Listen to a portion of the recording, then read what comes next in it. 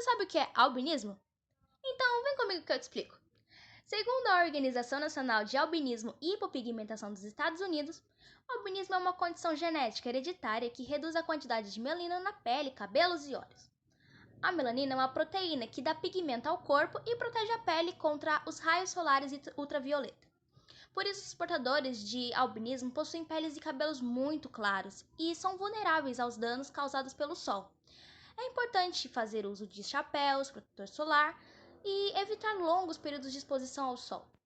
Com o albinismo, o indivíduo também pode manifestar sintomas relacionados à visão, como movimento rápido e involuntário dos olhos, estrabismo, miopia, fotofobia, astigmatismo, visão turva e às vezes pode até levar à cegueira.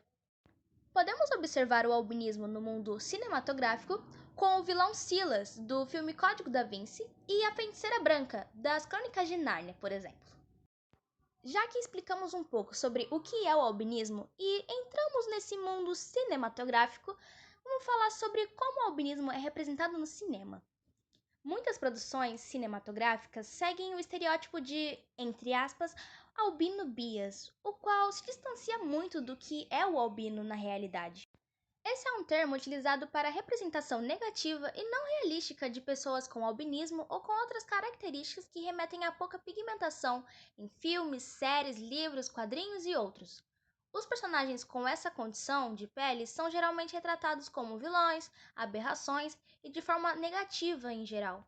A estreia de O Código da Vinci trazendo o vilão Silas em 2006 foi vista com maus olhos pelo NOAA, Organização Nacional de Albinismo e Hipopigmentação dos Estados Unidos, visto que em 2004 e 2005 haviam sido os primeiros anos que não apresentaram vilões com características albinas em décadas.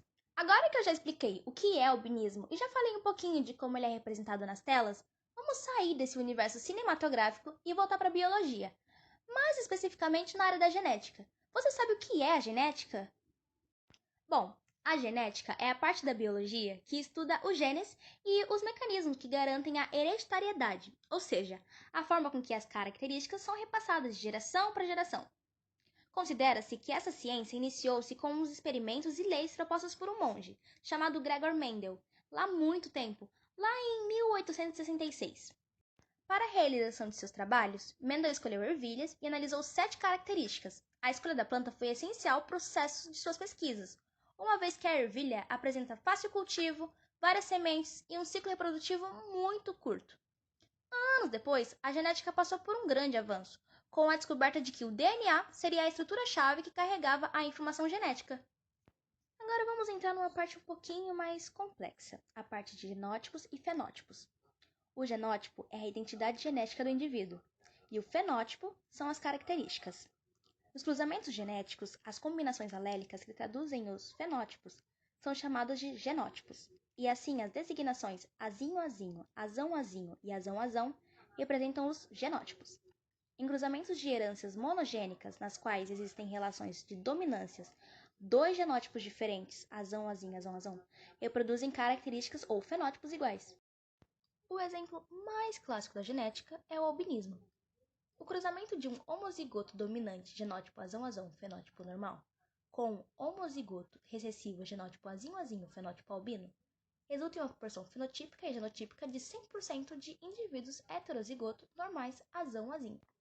O cruzamento entre heterozigotos resulta em uma proporção fenotípica 3:1, onde 75% dos indivíduos são normais, 25% são albinos, mas a proporção genotípica é de 1:2:1, pois 25% dos filhos são azão-azão, 50% azão-azinho e 25% azinho-azinho. Podemos observar tudo isso através de um quadro de Punnett. Em resumo, a genética é a área da biologia que estuda a forma como as características são passadas de geração para geração. O exemplo que usamos foi o albinismo, que é hereditário e aparece com a combinação dos dois pais portadores do gene recessivo. Como já dito lá atrás, o albinismo é uma anomalia genética que resulta em um defeito na produção de melanina. Essa anomalia é a causa da ausência total ou parcial de pigmentação da pele, dos olhos e dos cabelos. Agora que eu já repassei todas as informações contidas nesse vídeo, vamos à importância dos estudos da genética. A genética proporciona avanços em diversos campos da sociedade e permitiu ao homem ampliar seus conhecimentos da biologia, mas também da medicina, da agronomia, veterinária, meio ambiente e muitas outras áreas. Ela é muito importante no mundo em que vivemos, pois é um estudo bem aprofundado da evolução dos seres humanos. Por fim, com a genética, conseguimos saber mais sobre os acontecimentos que ocorrem dentro do nosso corpo, e cada dia que passa, são feitas novas pesquisas em busca de curas para doenças, problemas genéticos, anomalias e também para oferecer uma qualidade de vida melhor para todo mundo.